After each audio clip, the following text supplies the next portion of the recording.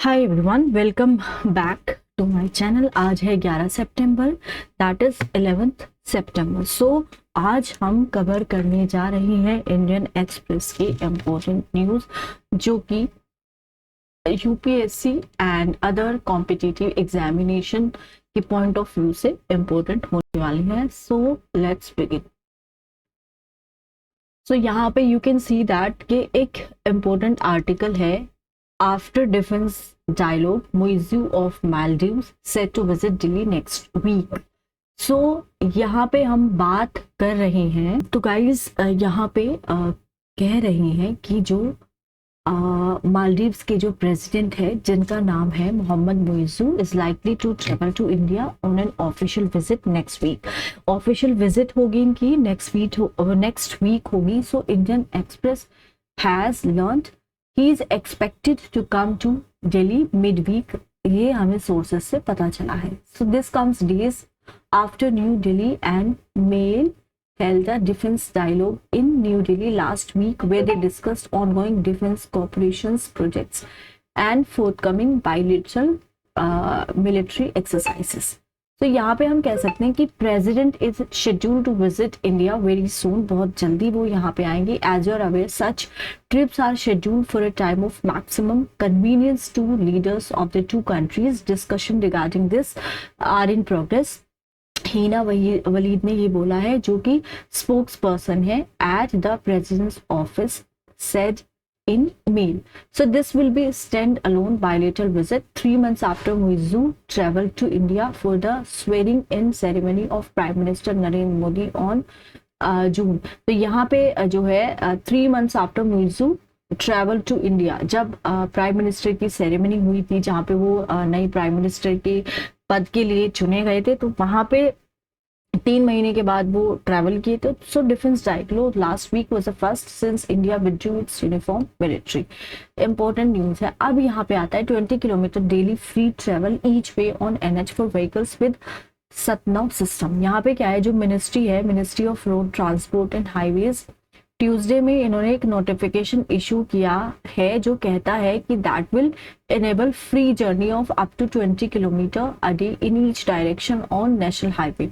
तो national highway पे हर एक डायरेक्शन पे 20 किलोमीटर तक जो जर्नी होगी वो फ्री ये उसको अवेलेबल कराएंगे, राइट। सो किन के लिए, लेकिन फॉर व्हीकल्स, उन व्हीकल्स के लिए those are equipped with the global navigation satellite system, जहाँ पे GNSS के साथ जो इक्विप्ड है। सो उसके बाद आता है, थ्रू द नोटिफिकेशन मिनिस्ट्री ने अमेंड किया है national highways fees determination of rates and collection rules 2008 to include provision related to GNSS based electronic toll collection. Objective जो है मूव का क्या है, क्योंकि कंजेशन जो होता है उसको रिड्यूस करना है हाईवे पे, टोल प्लाजास पे, एंड चार्ज करना है टोल को on the basis of actual distance travel. एक ड्राइवर, ऑनर या फिर पर्सन इन चार्ज जो है मैकेनिकल व्हीकल का other than national permit vehicle, who makes use of the same section of national highway, permanent bridge, bypass of tunnel, as the case may be, shall be levied a zero user fee up to 20 kilometer of journey in each direction in a day under global navigation satellite system. So based user free collection system, and if the distances traveled is more than 20 kilometer, so यहाँ पे जो फी है वो यहाँ पे charge होगी। तो यहाँ पे जो चार्ज है फिर actual distance travel reads the notification. Effectively इसका मतलब है कि अगर कोई नेशनल हाईवे ले रहा है अपना ऑफिस जाने के लिए, तो यहाँ पे उसको कोई टोल पे नहीं करना होगा अगर उसकी जो डिस्टेंस है वो 20 किलोमीटर से कम है, वन वे इन अ GNSS इनेबल व्हीकल। सो GNS जो है will provide distance based tolling, जहाँ पे यूजर्स को पे करना पड़ेगा only for the stretch they have travelled on the national highway. 20 kilometre से आगे जो वो ट्रैवल करेंगे उसको उनको पे करना पड़ेगा। ऑल्सो व्हीकल जो GNS के साथ इक्विप्ड है, तो उनको टोल प्लाजा से वो पास जा पाएंगे without stopping for toll payment और FASTag scanning. So they will use exclusive earmarked lanes that will not have boom barriers at toll plazas. So this is a very good initiative. GNS devices, जिसको हम बोलते हैं on board unit, will be non-transferable and fitted in the vehicle for user fee collection. However, if the vehicles that are not equipped with GNS enter करेंगे GNSS exclusive lanes को, so they will have to pay double the toll as penalty. GNSS will have advanced reading, identification and enforcement equipment for vehicles so that जो valid vehicles है उनको एक free flow pass दिया जाए. जुलाई 2 को Indian highway management company limited, एक company है जो कि national highway authority of India से प्रमोटेड है, उन्होंने एक ग्लोबल टेंडर इशू किया है ताकि फ्री फ्लो GNSS जो लेन्स है उनका कंस्ट्रक्शन किया जाए टोल प्लाजास पे इम्प्लीमेंट करने के लिए GNSS based electronic toll collection. So the tender has not been finalised yet. अब इसका जो टेंडर है वो येट फाइनलाइज नहीं हुआ है, but this is going to be a very good initiative. Muizzu set to visit India. India में आएंगे जो मालदीव्स है, personnel from the Maldives earlier this year. Last one was in May, March last year में था जब जो president Ibrahim सोलिहा office में थे. So months before Muizzu took over. India and Maldives ने एक बहुत ही अच्छा विटनेस किया है. एक स्लाइड इन बायलैटरल टाइज बहुत अच्छी है जब मुइज़ू इलेक्शन जीतते हैं मालदीव्स में. So India out pole plank last November seen a pro-China. Muizzu asked India to withdraw its military personnel soon after assuming office. So last December, Muizzu both government also decided not to renew 2019 memorandum of understanding with India for hydrographic surveying. So February में क्या होता है, India agreed to pull out 80 old military personnel stationed in the Maldives between March 10 and May 10. Ministry of external affairs की बात करें तो इन्होंने कहा है कि जो 2 हेलीकॉप्टर्स है and a Dornier aircraft in the Maldives would be operated by competent Indian technical personnel who would replace the present personnel. After the replacement of personnel was completed, Maldives के जो फॉरेन मिनिस्टर है whose name is Moosa Zameer visited India in May. A month later Muizzu ने attend किया था मोदी का जो swearing ceremony थी India में. And in August in the first high level visit to the Maldives since Muizzu was elected. External affairs ministers जिनका नाम है S Jaishankar went to Male, क्योंकि उनको डिस्कस करना था एरिया ऑफ बायलैटरल कोऑपरेशन को लेके. Jaishankar framed the Maldives as one of the cornerstones of our neighbour first policy for our vision SAGAR as well as of our commitment to the global south. So to put it succinctly, in the words of my Prime Minister Narendra Modi, for India, neighborhood is a priority and in the neighborhood Maldives एक priority है. Maldives जो है it is a priority. हमारे जो prime minister है श्री नरेंद्र मोदी ऐसा कहते हैं. So next one is center relaxes norms under PMA Gramin. Income limit up to rupees 50,000 per month. Bridge two-wheeler landline nota bar now. So center ने relax किया है automatic exclusion criteria under the प्रधानमंत्री आवास योजना ग्रामीण, allowing families owning two-wheelers, motorized fishing boats, refrigerators, landline phones and earning up to rupees 15,000 per month to now avail the rural housing scheme. जो 15,000 रुपए per month कमा रही हैं तो वो rural housing scheme पे अवेल कर सकते हैं. So parameters were among the criteria that render household जो ineligible थे under the scheme. Parameters that will continue to result in automatic exclusion are जैसे कि ऑटोमेटिक एक्सक्लूजन, जिनको एक्सक्लूड यहाँ से कर दिया जाएगा, जिनके पास मोटराइज 3-4 व्हीलर्स है, मैकेनाइज्ड 3 या 4 व्हीलर्स है, एग्रीकल्चरल इक्विपमेंट है, किसान क्रेडिट कार्ड है जिसकी क्रेडिट लिमिट 50,000 या उससे ज़्यादा है, household with any member as government employ. अगर उस हाउस होल्ड में कोई भी मेंबर है जो गवर्नमेंट का एम्प्लॉय है तो उसको इस स्कीम से वंचित कर दिया जाएगा. Household with non-agricultural enterprises registered with government any member of family जो इनकम टैक्स पे कर रही है, paying professional tax, land ownership, ceiling of 2.5 acres or more of irrigated land. So the revision in the PMAG standards of ineligibility was announced. ये union rural development ministry Shivraj Singh Chouhan ने announce की थी एक video में, वीडियो कॉन्फ्रेंस में with the rural development ministers of the state Tuesday. He also said that land related criteria under the scheme have also been rationalized. So under PMAG all house holds जो houses में रह रहे हैं, जहाँ पे या तो वो पक्का हाउसेज है, पक्का उसकी रूफ है, wall and house hold in any houses with more than 2 rooms were already filtered out. उनको फिल्टर्ड आउट कर दिया है जिनका ऑलरेडी पक्का हाउस है.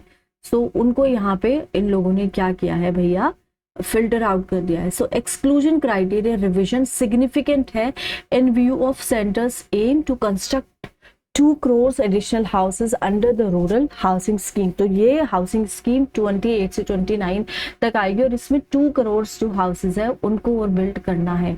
सो अगस्त 9 पे यूनियन कैबिनेट ने इस प्रपोजल्स को अप्रूव किया है एंड ये जो 2 करोड़ हाउसेज है will B over and above the target of 2.95 crore rural houses set under the housing for all programmes of which 2.65 crore houses have already been completed so far. So Prime Minister Narendra Modi said release an installment of rupees 2745 crore to PMAG beneficiaries को देंगे सितंबर 15 को in Jamshedpur Jharkhand. He will also distribute acceptance letters to all the targeted beneficiaries in the financial year 24 से 25.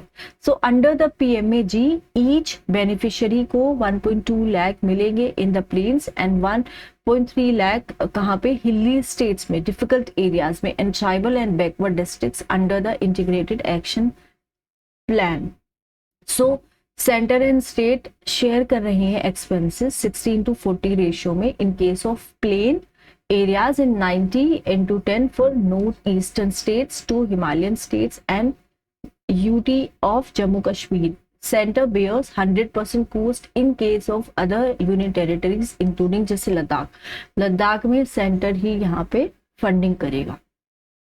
Now next is Russia Ukraine have to negotiate, India willing to advise, Jaishankar ने ये कहा है. So stressing that Ukraine conflicts can not be resolved on the battlefield, external affairs S Jaishankar ने इस चीज को कहा है ट्यूसडे को कि रशिया यूक्रेन की जो लड़ाई है उनको नेगोशिएट करना है and if they want advice India हमेशा से विलिंग है to give it. He also said that India is not close to business from China but the question was in which sectors and on what terms. So Jaishankar के जो comments है Ukraine war में are a reiteration of what PM Narendra Modi said in. तो यहाँ पे external सो यहाँ पे हम बात करें जैसे ये कंट्री है क्यों on August 23 that India is willing to play active role play करेगा पीस प्रोसेस में रशिया यूक्रेन के बीच में and came a day after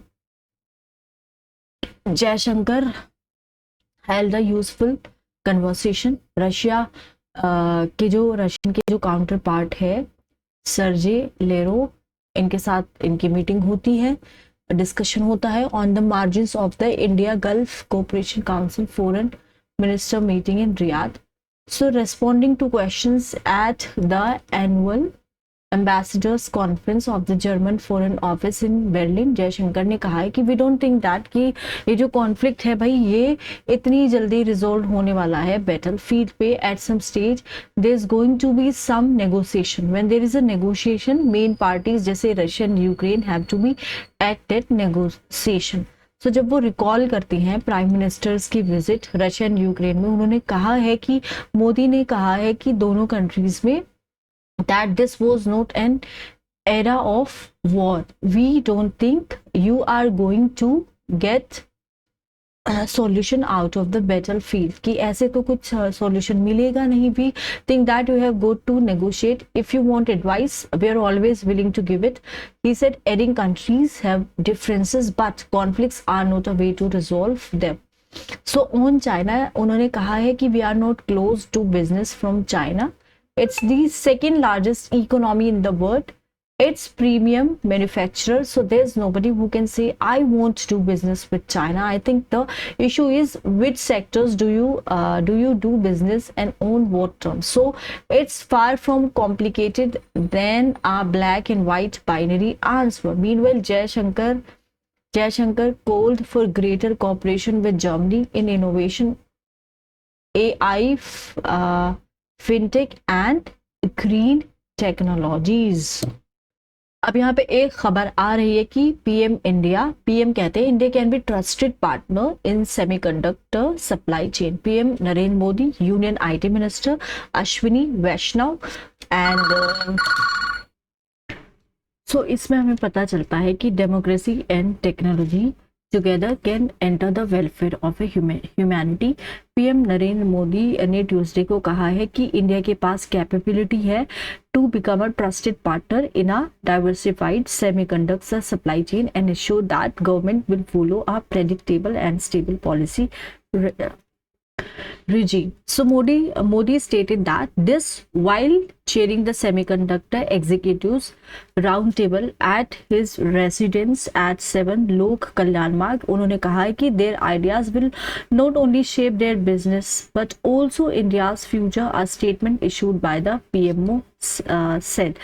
So Modi ने कहा है कि day is not far when the semiconductor industry will be the bedrock for even basic necessities की क्या होगी, सेमीकंडक्टर इंडस्ट्री यहाँ पे बेडरॉक होगी। So Modi emphasise that democracy and technology together ensure करेंगी वेलफेयर ह्यूमैनिटी का, और India is moving ahead on this path, recognizing its global responsibility in the semiconductor sector. He talked about pillars of development, which include developing social, digital, and physical infrastructure, giving boost to inclusive development, reducing compliance burden, and attracting investment in manufacturing and innovation. Statement said. He understood that India के पास capability है एक trusted partner बनने की diversified semiconductor supply chain में। Modi talked about India's talent pool and the immense focus of the Modi talked about India's talent pool and जो immense focus है government को on skilling to ensure that कि एक trend work force हो जो इस industry के लिए अवेलेबल हो।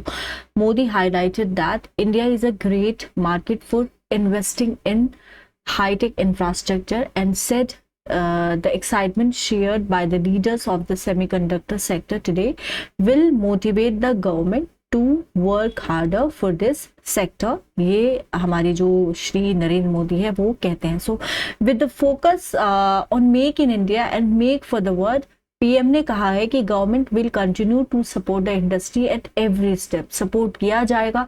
सीईओ ने अप्रिशिएट किया है इंडिया का commitment to the growth of the semiconductor sector and said that it is unprecedented that जो leaders है entire semiconductor sectors के have been brought under one roof. statement में ये कहा गया है। They also said that center of the gravity of the semiconductor industry is starting to shift towards India, adding that the country now has a suitable environment for the industry, so which has put India on the global map in the semiconductor sector. तो काफ़ी अच्छी खबर यहाँ से हमारे पास देखने को मिल रही है।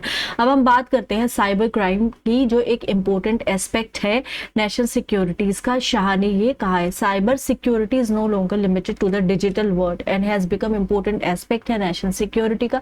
Union home minister Amit Shah ने कहा है ट्यूसडे को, एडिंग दैट ये जो कंट्रीज का जो डेवलपमेंट है इम्पॉसिबल है करंट टाइम्स में अगर हम साइबर सिक्योरिटी को अपने माइंड में ना रखें। आज की टेक्नोलॉजी इस तरह से यूज हो रही है extensively in all new initiatives, और जो इंक्रीजिंग यूज है टेक्नोलॉजी का वो बहुत सारे थ्रेट्स जो है लेकर आ रहा है सामने।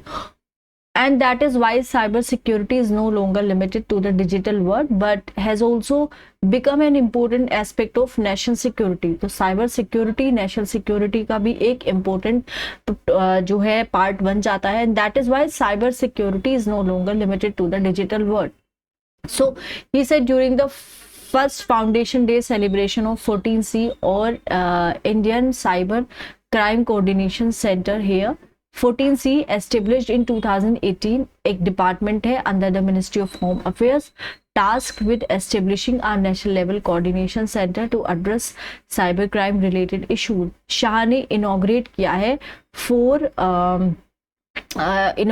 है 14C प्लेटफॉर्म्स, जिसको बोला है cyber fraud mitigation centre and Samanvay platform, cyber commandos program and cyber and suspect registry. So CFMC was a vision of Prime Minister Narendra Modi. Along with this cyber commando, Samanvai platform and suspect registry have also been inaugurated today. So in a vast country like India, यहाँ पे separate cyber suspect registry है हर एक state के लिए, would not serve any purpose because states के पास अपना खुद की बाउंड्रीज है बट साइबर क्रिमिनल्स के पास कोई बाउंड्रीज नहीं है. So it was the need of the hour जहाँ पे हम एक सस्पेक्ट रजिस्ट्री को क्रिएट करें नेशनल लेवल पे और कनेक्ट करें स्टेट्स को with it to create a common platform to fight cyber crime से, ताकि यहाँ पे लड़ी जा सके.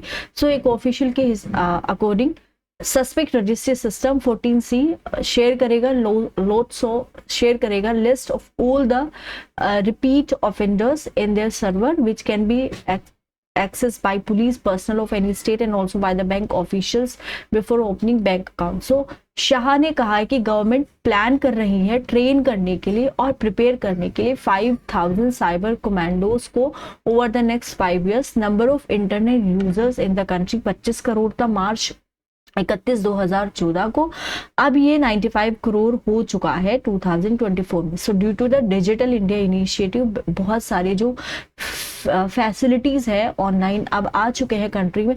35 करोड़ जनधन अकाउंट्स, 36 करोड़ रुपए debit cards, 46% of the world digital transaction volume यहाँ पे हो रहा है इंडिया में आज.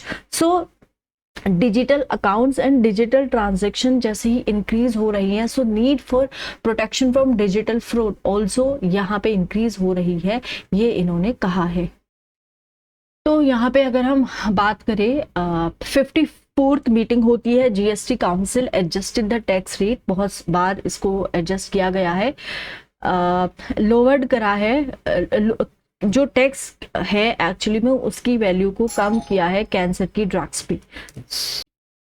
तो कैंसर ड्रग्स जैसे कि दो अगर इम्पोर्टेंट हम ड्रग देखें, first one is trastuzumab deruxtecan and second is osimertinib and durvalumab. 12% से 5% तक ये रिड्यूस हो चुका है. Also brought down the tax levied on extruded और एक्सपैंडेड प्रोडक्ट्स 18% से 12% तक आ गया है. अलोंगसाइड इसने ग्रांट किया है exemption on research and development funds received by state और सेंट्रल यूनिवर्सिटीज और institution with income tax exemptions. So reports के हिसाब से अगर हम रिपोर्ट्स की बात करें, रिपोर्ट्स के हिसाब से यहाँ पे क्या है, एक broad consensus है in the council on the need to bring down the tax rate on health and life insurance. So decisions has however been deferred and will now be taken by group of ministers. A report is expected to be submitted in October and closures is expected जब council नवंबर में मिलता है अगली बार. So this is a welcome step. Union minister जिनका नाम है नितिन गडकरी, उन्होंने कहा है कि जो 18% का लेवाई है जीएसटी पे on insurance amounts to taxing the uncertainties of life. However, clarity on several critical issues is still awaited. Now let's talk about GST compensation. Cess originally levied था to compensate states for any loss in revenue measured against their guaranteed revenue. So cess was to be levied for a 5-year period जो जून 2020 को and हो जाएगा. It was then extended March 2026 तक to repay the loans taken to compensate states for shortfalls in revenue during the COVID period. So however, अगर हम consider करें current pace of collections as per some estimates, repayment की अगर हम बात करें loans का could occur even before the deadline. So As the cess was levied for a specific purpose, council will now have to decide on whether जो levi है cess का continue रहेगा या नहीं, if so in what form and how the proceeds will be shared. Newly formed group of ministers must work out a consensus on this issue. Then यहाँ पे एक issue है rate ratio rate rationalization का. While there is a view that no changes should be made in the existing tax structure, the current structure of multiple slabs along with the levy of the compensation cess only adds to the complexity of the tax system and goes against ease of doing business in the country. Rate rationalization exercise should proceed, looking to not only bring down the number of tax slab. One proposal has been to merge the 12 and 18% जो slabs है, but also review करना items हर एक slab में, ताकि जो criticism है उसको address किया जाए regarding the oddities in the system. So this exercise must also examine the issue of revenue neutrality. Group of ministers on rate rationalization is slated to meet next in September. Now, after the difficulties during the transition to the new tax system, GST architecture ने stabilized किया है. Tax has been a steady expansion, revenue have been healthy and leakages are being plugged. So GST Council now needs to bring about clarity on resolved जो unresolved issues हैं. तो अब हम बात करते हैं India bats for new disclosure norms for cross border credit card transaction under FATF. Global money laundering and terrorist financing watchdog financial action task force ये काम कर रही हैं नई नॉर्म्स के टूवर्ड्स, ताकि जो हायर डिस्क्लोजर्स है वो हो सके by financial institution, payment aggregators, fintech companies for cross border payments involving mainly credit card transaction. International consultative forum throughout the FATF platform with participants from the Indian industry, private sector and regulators of the member countries. ये अप्रैल 2025 में होगा मुंबई में, ताकि जो issues है amid concern that this could raise compliance cost for financial institutions and payments companies, ये officials ने यहाँ पे इनको बोला है. As of now credit card companies record करती है आइडेंटिफिएबल इंफॉर्मेशन रिगार्डिंग की जो सेंडर है मनी सेंड कर रहा है उसका नेम एंड रेसिपिएंट का name along with country of origin at the time of transaction. So नए नॉर्म्स के हिसाब से as and when they get adopted FATF के जो मेंबर कंट्रीज है, payment companies and financial institutions को की ये रिक्वायरमेंट होगी कि आपको रियल टाइम इंफॉर्मेशन देना है क्रेडिट कार्ड ट्रांजैक्शंस से रिलेटेड, ताकि ये जो है उनको लॉ एनफोर्समेंट जो एजेंसीज है उनको ये इंफॉर्मेशन जा सके. सो डिस्कशन हैव सेंटर्ड अराउंड कि वो टाइप ऑफ डिटेल्स, कौन सी डिटेल्स आनी चाहिए इस तरह के क्रेडिट कार्ड ट्रांजैक्शंस में.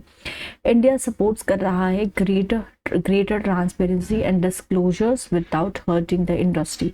पब्लिक कंसल्टेशन होगा अप्रैल 2025, ये मुंबई में होगा. हायर डिस्क्लोजर नॉर्म्स फॉर्मुलेट होंगे इस मैनर में दैट इज कि यहाँ पे एक बैलेंस हो between compliance and industries concern. So measures taken should not impede the fintech industry. So senior government officials ने ये कहा है FATF is looking to revise its, ये इसको रिवाइज करेगा रिकमेंडेशंस 16 अंडर विच जो बेनिफिशियरी फाइनेंशियल इंस्टीट्यूशन है suppose to verify the identity of the beneficiary for qualified wire transfer. Intent क्या है कि जो जितने भी क्रॉस बॉर्डर पेमेंट्स हो रही हैं फास्टर उनको हम बनाए दें, चीपर बनाया जाए, ज़्यादा ट्रांसपेरेंट उनको बनाया जाए, inclusive whilst remaining safe and secure वो हो जाए.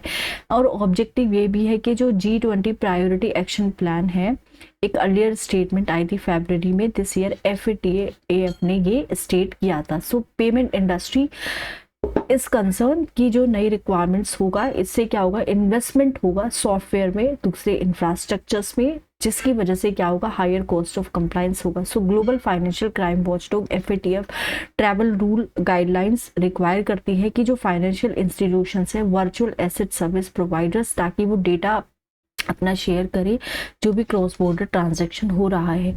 सो एक बार जब ये रिवाइज्ड रिपोर्टिंग नॉर्म्स अडॉप्ट किए जाएंगे FATF के द्वारा। जितनी भी सारी मेंबर कंट्रीज है इम्प्लीमेंट करेगी इसको नेक्स्ट 2 से 3 साल में। So compliance with the new norms would then be measures, हर एक मेंबर कंपनी के लिए इसको मेजर्स किया जाएगा at the time of their evaluation under the FATF mutual evaluation process. तो अगर हम इसकी बात करें FATF की 4th round of mutual evaluation process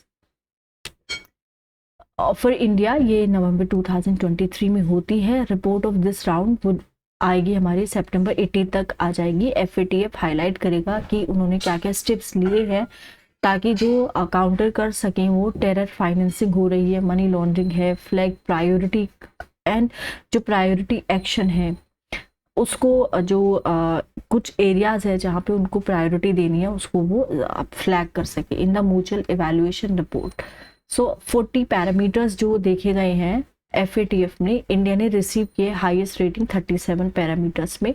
FATF plenary Singapore में हुआ था जून 26-28 को इसी साल, और उन्होंने म्यूचुअल इवैल्यूएशन रिपोर्ट्स को अडॉप्ट किया था स्टेटिंग दैट कि इसने अचीव किया है high level of technical compliance with the requirements of the global money laundering watchdogs. FATF had placed India in the regular follow-up category, the highest rating given by the global watchdog and a distinction shared by only 4 other G20 countries including UK, France and Italy. So countries rated under the regular follow-up category are required to submit a follow-up report to the FATF once in the 3 years on a voluntary basis.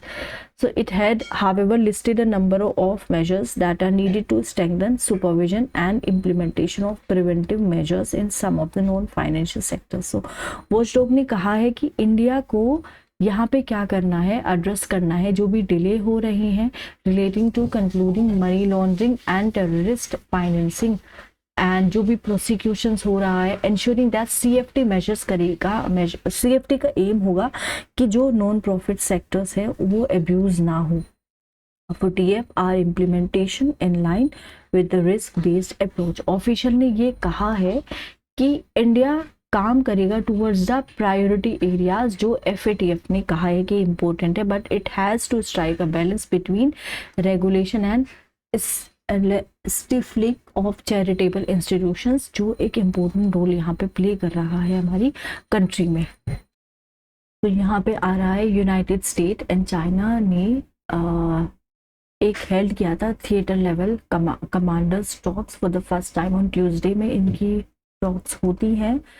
And जो Chinese की जो authority है से कहा है कि यहाँ पे जो मिलिट्री टाइज है उनको स्टेबलाइज करना है, जो भी मिसअंडरस्टैंडिंग्स है उसको अवॉइड करने, स्पेशली जो रीजनल हॉटस्पॉट है जैसे कि अगर हम बात करें साउथ चाइना सी में एडमिरल सैम पेपेरो जो US इंडो पैसिफिक कमांड के हेड है, उन्होंने एक वीडियो में कहा है सो यहाँ पे उन्होंने एक वीडियो टेलीफोन कॉल हुई थी with his counterpart Wu Yanan of the Southern Theatre Command of the People's Liberation army.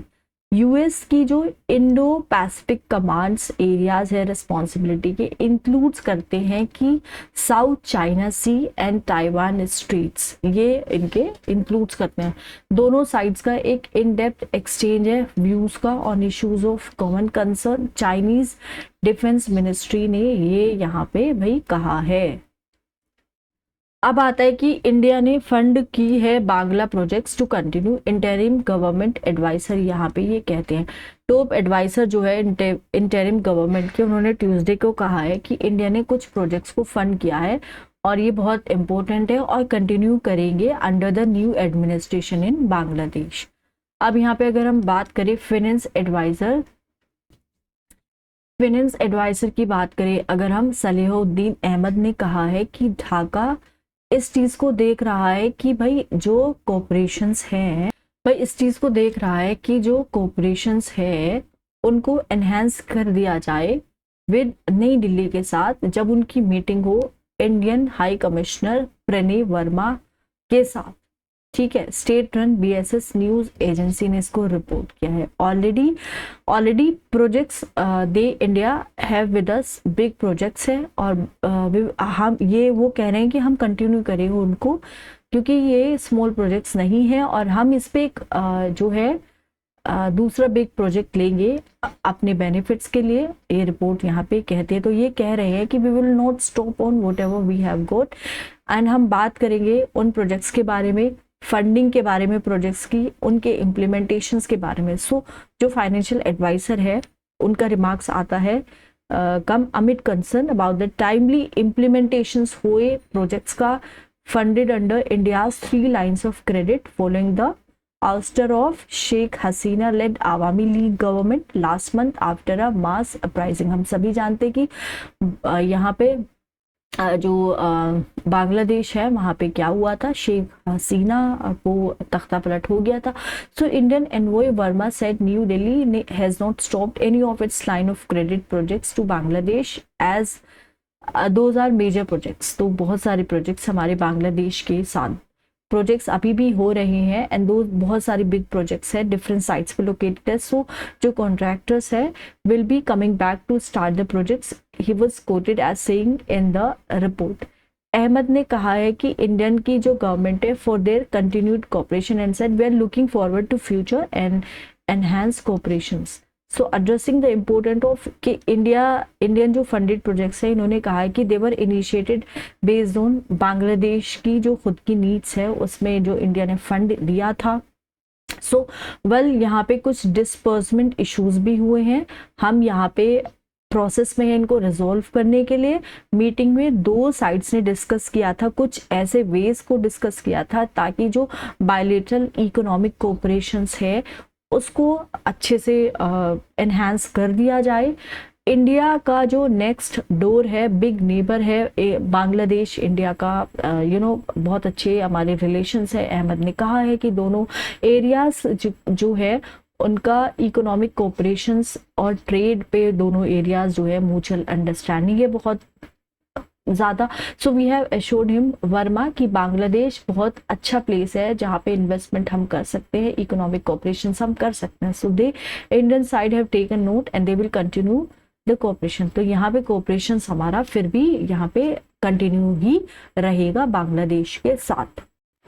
अब यहाँ पे देखिए जो इम्पोर्टेंट आर्टिकल है वो आप देख सकते हैं कि टीन गर्ल्स पे कुछ यहाँ पे रिसर्च हुई है। तो यहाँ पे एक रिपोर्ट आई है कि teen girls brain age rapidly during pandemic study हुई है, स्टडी ने ये फाइंड किया है। तो यहाँ पे आप देखते हैं ब्रेन ऑफ फीमेल एडोलेसेंट, ये लेफ्ट में है, यहाँ पे शो कर रहे हैं more areas with accelerated cortical thinning than those of male adolescent। तो यहाँ पे ये ब्रेन है फीमेल्स का, ये मेल का। तो आप देख सकते हैं कि कोर्टिकल जो थिनिंग है वो फीमेल में ज़्यादा हो रही है, फीमेल ब्रेन में। So study of adolescent brain development that tested children before and after the COVID-19 pandemic lockdown in the United States found that कि जो गर्ल का ब्रेन है वो ज़्यादा उसकी एजिंग फास्टर हो रही है than expected, something that researcher attributed to social isolation. ये किसकी वजह से हो रही है? सोशल आइसोलेशन की वजह से। Study from the University of Washington publish day in the proceedings of the national academy of science measured कि यहाँ पे कोर्टिकल थिनिंग हो रही है। ये एक प्रोसेस है जो लेट चाइल्डहुड में स्टार्ट होती है या फिर अर्ली एडोलेसेंस में। जैसे ब्रेन जो है वो क्या करता है, शुरू करता है टू प्रून रिडंडेंट साइनेप्सिस और अपनी आउटर लेयर को श्रिंक करता है, ठीक है। सो कोविड-19 लॉकडाउन के बाद जो इफेक्ट देखे गए हैं एडोलेसेंट के ब्रेन के स्ट्रक्चर में सजेस्ट करता है कि यहाँ पे एक्सेलरेटेड मैच्योरेशन हो रहा है, that is more pronounce in female than in mails.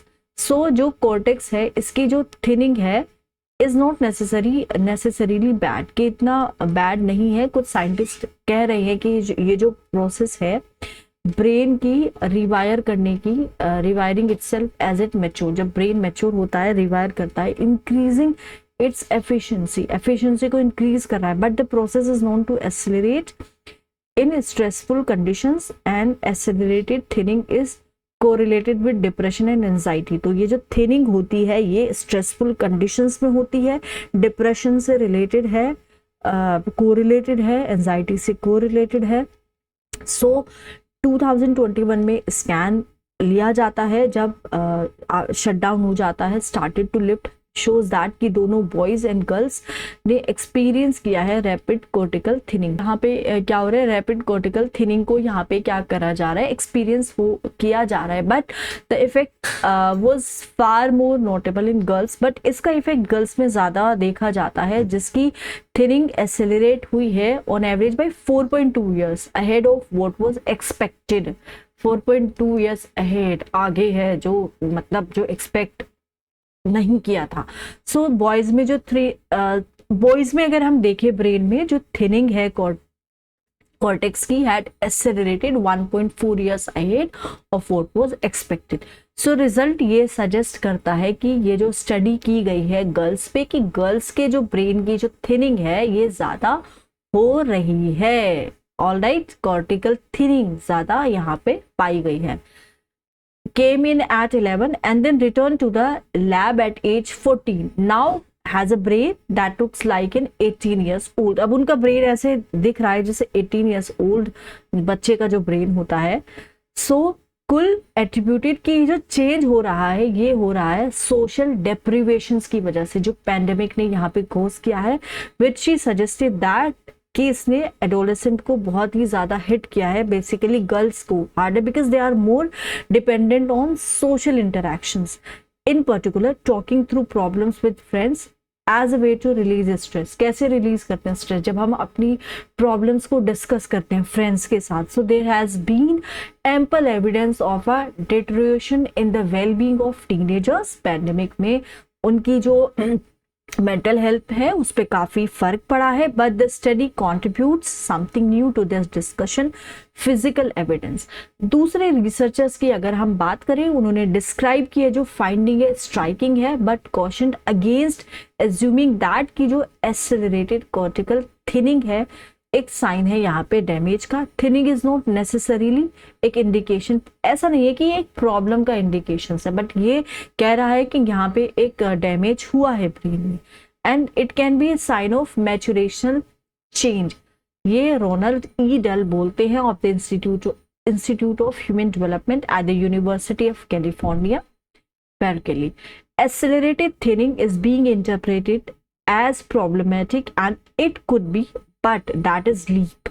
Researcher began with a cohort of 160 children and adolescents with the goal of characterizing typical changes जो होते हैं टीनेज ईयर्स में ब्रेन में, and yes, with the goal of characterizing, they took their first measurements 2018 में, when their subjects range in age 9 to 17, जो है जो as रहती है बच्चों की उस पे ये रिसर्च करते हैं। सो बस इतना ही इसमें यहाँ पे जानने का है। अब साइंस टेक की अगर हम बात करें तो यहाँ पे एक बहुत ही important news you can see that की जो एंटी माइक्रोबियल ग्रेव थ्रेट कहाँ से, from AMR is antimicrobial resistance. इस रिसर्च में देखते हैं क्या important. So antimicrobial resistance ये कब होता है, जब माइक्रोब्स इवोल्व करता है into drug resistant superbugs in response to the misuse. अगर किसी एंटीबायोटिक्स का या तो मिसयूज हुआ है या फिर ओवरडोज हुआ है, तो यहाँ पे जो माइक्रोब्स है वो उस पर रेसिस्टेंस हो जाते हैं। एक्चुअली में एक इंडिया में बहुत बड़ी ग्रोइंग प्रॉब्लम है। सो कौन रिस्पॉन्सिबल है इसके लिए, हम क्या कर सकते हैं देखते हैं।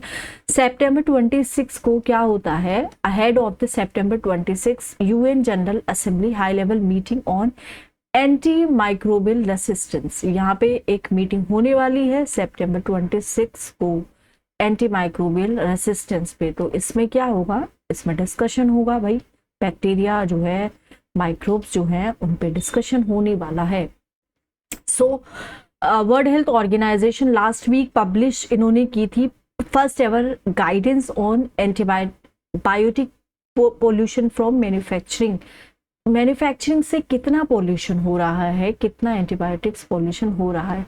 इमर्जेंस एंड स्प्रेड जो हो रहा है ये एंटी माइक्रोबियल रेसिस्टेंस का, एक anti microbial resistance which is caused by antibiotic pollution undermine कर सकता है इफेक्टिवनेस एंटीबायोटिक्स की, जो बेसिकली दवाई हम यूज करते हैं antibiotics, you must all be aware with globally including the medicine produce at the manufacturing sites. WHO ने कहा है सेप्ट नंबर 3 को AMR एंड कंसीक्वेंटली क्रिएशन जो है सुपर बग्स का अफेक्ट करेगा हेल्थ केयर को everywhere, but it has especially poor outcomes in patients suffering from multiple diseases.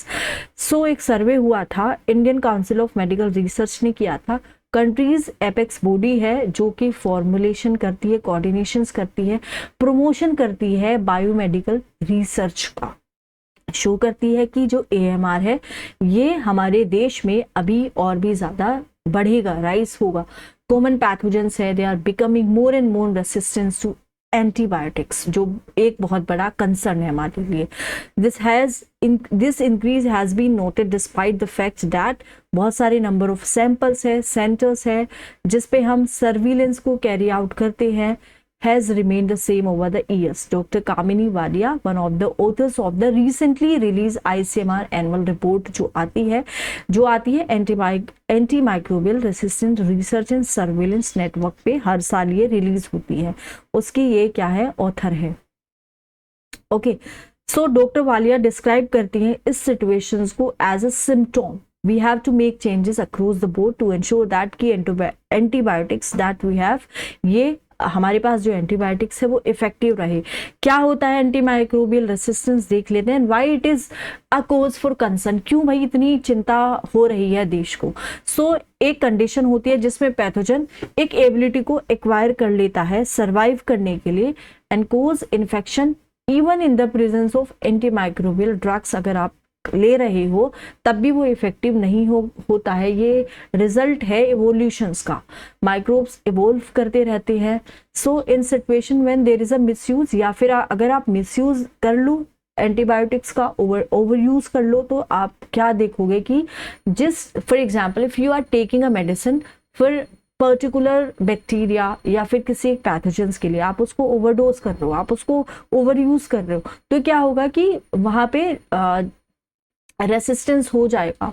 So excessive use जो है एंटी माइक्रोबियल ड्रग्स का, इसकी वजह से क्या हो सकता है, क्रिएशंस हो सकता है। तभी तो बोलते हैं कि ज्यादा एंटीबायोटिक्स नहीं लेनी चाहिए, which can circulate in hospitals through drinking water, पानी पी रहे हो या फिर सीवर्स। इन्फेक्शंस जो होते हैं पैथोजेंस की वजह से, तो infections will not respond to commonly prescribed antibiotics जो आप ले रहे हो, तो you need to be very careful about infections. So ये जो एंटीबायोटिक रेसिस्टेंस इतना ग्रो हो रहा है, इसका मतलब होता है कि सिंपल इन्फेक्शन बहुत ज़्यादा डिफिकल्ट हो जाएगा ट्रीट करने के लिए। फॉर एग्जाम्पल्स डॉक्टर्स ने ये रिपोर्ट किया है कि पेशेंट जो रिक्वायर कर रहे हैं admission to hospital for the treatment of even urinary tract infection, छोटा सा इन्फेक्शन है कहने को क्योंकि मेडिसिन है हमारे पास, एंटीबायोटिक्स है, बट क्यों हो रहा है, कुछ पेशेंट्स में AMR हो गया है, एंटीबायोटिक AMR जो फेस कर रहे हैं वो पेशेंट जिनमें जो पैथोजेंस है वो क्या हो गए हैं, रेसिस्टेंस हो गए हैं। तो यहाँ पे वो जो ड्रग्स उनको दी जा रही है एंटीबायोटिक्स, तो वो उनके जो ग्रोथ है उसको रोक ही नहीं पा रही हैं, जिससे इस इन्फेक्शंस को ट्रीट करना डॉक्टर्स के लिए एक बहुत ही मुश्किल हो गया है within hospital. This is likely to lead to more complications and longer stays, making the treatment increasingly बहुत ज्यादा एक्सपेंसिव होने वाला है। So what is AMR, why it is increasing, भाई क्या रीजन है, इसको हमें जानना है क्यों ये इंक्रीज हो रहा है। सो उससे पहले हम देख सकते हैं, पहले हम देखेंगे कुछ कॉमन पैथोजेंस की अगर हम बात करें जो इंडिया में, हिंदुस्तान में पाए जाते हैं। जैसे ICU है, टाइप ऑफ फैसिलिटी इसके लिए ICU दी जाती है। मोस्ट कॉमनली आइसोलेटेड पैथोजन जो है वो है एसिनोबैक्टर बोमेनाइन। सो ये निमोनिया हो सकता है, इसकी वजह से ब्लड का इन्फेक्शन हो सकता है, यूरिनरी ट्रैक्ट हो सकता है, and on once it is becoming an important hospital derived infections. Resistance क्या है? 88% resistance to third line strong antibiotics है हमारे पास, जैसे कि कार्बापीनम, बट यहाँ पे 88% जो है रेसिस्टेंस यहाँ पे देखने को मिल रहा है। यहाँ पे अगर आप जाओ, ई कोलाई से इन्फेक्शन हो गया है, वार्ड्स ओपीडी में आपको एडमिट करेंगे, डायरिया हो सकता है, यूटीआई हो सकता है, निमोनिया हो सकता है, सेप्सिस हो सकता है। सो यहाँ पे भी अगर आप देखो, यहाँ पे भी रेसिस्टेंस आपको देखने को मिलेगा इस ड्रग्स के अगेंस्ट। 18.6% था 2017 में, अब ये 37.3% इंक्रीज हो रहा है। बहुत सारे जो कॉमन प्रिस्क्रिप्शंस है, जैसे कि अगर हम यहाँ पे देखें 71.90% पेशेंट जो हॉस्पिटल आ रहे हैं आर प्रिस्क्राइब्ड एंटीबायोटिक्स उनको दी जाती है। So number of people on 1 antibiotics 47% है, जिनको 2 एंटीबायोटिक्स दी जाती हैं 35% है, जिनको 3 या 3 से ज़्यादा दी जाती हैं वो 18% है। सो बहुत सारे जो इंडियंस है, भारतीय है, have a tendency to pop an antibiotics for a fever without even checking if the fever is caused by a bacterium। भाई एंटीबायोटिक्स ले लेते हैं ये चेक करे बिना कि क्या वाकई ये जो आपको फीवर हो रहा है किसकी वजह से हो रहा है, नॉर्मल फीवर है या फिर किसी बैक्टीरिया से हो रहा है। सो एंटीबायोटिक्स किसी यूज का नहीं है अगर ये आपको वायरल इन्फेक्शंस की वजह से फीवर हुआ है, जैसे influenza, but consuming it can drive up resistance in the population. तो ये एक बहुत बड़ा प्रॉब्लम है कि भाई इंडिया में, हिंदुस्तान में आधे से ज्यादा लोग तो खुद ही डॉक्टर बन जाते हैं। So may find it difficult और expensive to go to a doctor for a simple sickness, instead pill ले लेते हैं दैट परहैप्स उनके जो लोकल केमिस्ट है उनको रिकमेंड करते हैं। डॉक्टर वालिया ने ये कहा है कि this is not fair to ask people who are only trying to get better quickly to not consume antibiotics, की आपसे रिक्वेस्ट है एंटीबायोटिक्स आप कंज्यूम ना करो, इंस्टीड हमें प्रिवेंट करना है इन्फेक्शंस, ताकि people do not feel the need to take antibiotics, antibiotics ही ना लेनी पड़े। This can be achieve through improving hygiene को इम्प्रूव करो, मेजर्स जैसे कि आप अपने हाथ धोते रहो, साफ सफाई का ध्यान रखो। It can also be achieve through vaccination, for example pneumococcal vaccine और influenza vaccine for the elderly reduce कर सकता है निमोनिया के incident. She said however note, बहुत सारे जो लोग हैं इस वैक्सीन को नहीं लेते। सो डॉक्टर्स को इतना एजुकेटेड होना है to not use broad spectrum antibiotics. Doctor Walia ये कहती है दीज आर एंटीबायोटिक्स जो वाइड रेंज ऑफ इन्फेक्शंस के अगेंस्ट काम कर रहे हैं, but these are also the ones that are more likely, जिसकी वजह से आपकी बॉडी में रेसिस्टेंस आ सकता है। सो हमारी जो रिपोर्ट्स है वो प्रोवाइड्स करते हैं एक लिस्ट एंटीबायोटिक्स की that should be used in community for particular infections and ones that should be reserve for patients जिनको सिर्फ हॉस्पिटल में एडमिट होने की जरूरत होती है। सो एक सर्वे हुआ था, प्रिस्क्राइबिंग ट्रेंड जो है एंटीबायोटिक्स का, ये रिलीज किया था national centre for disease control ने लास्ट ईयर। उन्होंने कहा था 71.9% जो पेशेंट्स है जो हॉस्पिटल आ रहे हैं उनको एंटीबायोटिक्स तो भाई प्रिस्क्राइब की गई थी। 10 percentage point difference in antibiotics use between intensive care units that have the sickest patients and the other wards. So surprisingly 55% of the antibiotics were prescribed not for the treatment of an infection but to prevent one, कि prevent करने के लिए antibiotics दे रही हो, which is very bad thing. So इस तरह से जो ओवर यूज हो रहा है एंटीबायोटिक्स का, it has rendered some of the useful और limited use. Doctor Walia cited the example of the common diarrhoea में, जैसे एक डायरिया की जो मेडिसिन है जिसको हम बोलते हैं norfloxacin, which has become ineffective. Also resistance to carbapenem, एक क्लास है स्ट्रॉन्ग थर्ड लाइन एंटीबायोटिक्स की, it is used to treat severe bacterial infections, is on the rise for the treatment of conditions जैसे कि typhoid which is not required, इन्होंने ये कहा है। Diagnostic अगर हम देखें, so another problem is empirical prescriptions of antibiotics made by doctors based on what they think has likely caused the infections based on the symptom. Instead, doctors should wherever possible उनको क्या करना है, insist करना है on so जैसे कि जो test होते हैं दैट कैन हेल्प कि हमें कौन सी दवाई देनी है, कौन सी दवाई नहीं देनी है, rather than broad spectrum ones. So pharma companies की अगर हम बात करें, WHO की गाइडलाइंस आई है एंटीबायोटिक्स पॉल्यूशंस पे from manufacturing, release last week, provide करती है guidance on what's on waste water and जो सॉलिड वेस्ट मैनेजमेंट है, एंटीबायोटिक मैन्युफैक्चरिंग जो फैसिलिटीज है, डिस्पाइट यहाँ पे हाई लेवल है एंटीबायोटिक पॉल्यूशंस का that have been widely documented, that is the issue is largely unregulated, ये WHO ने कहा है। सो फार्मास्यूटिकल वेस्ट जो आता है एंटीबायोटिक मैन्युफैक्चरिंग से फैसिलिटेट कर सकता है ये इमरजेंस नई ड्रग रेसिस्टेंस की, इसकी वजह से नया ड्रग रेसिस्टेंस बैक्टीरिया आ सकता है विच कैन स्प्रेड ग्लोबली और हमारी हेल्थ उससे थोड़ा सा थ्रेटन हो सकती है। तो हमें पोल्यूशंस को भी कंट्रोल करना है जो एंटीबायोटिक प्रोडक्शंस की वजह से हो रहा है, to keeping these life saving medicine, ताकि ये इफेक्टिव हो हर किसी के लिए। तो कॉमन रेसिस्टेंट पैथोजन इंडिया में कौन कौन से हैं वो देख लेते हैं। Most common pathogens isolated in patient sample from the tertiary care centers in the ICMR surveillance network are, जैसे E. coli है जिसकी वजह से गट का इन्फेक्शन हो सकता है, उसके बाद है लेप्सिला निमोनिया जिसकी वजह से निमोनिया हो सकता है, यूरिनरी ट्रैक्ट इन्फेक्शंस भी ये दे सकता है, and Acinetobacter baumannii which is mainly associated with hospital acquired infections. Recent report में ये कहा गया है E. coli isolate demonstrated a decrease in susceptibility to most antibiotics and with susceptibility to carbapenem reducing from 81.4% in 2017 and 62.7 in 2023. Then Klebsiella pneumoniae also showed reduced susceptibility with the susceptibility to two different medicine from the carbapenem class reducing 58.5% से 35.6 and 48% से 37.6% जो हो रहा है 17 से 23 के बीच में।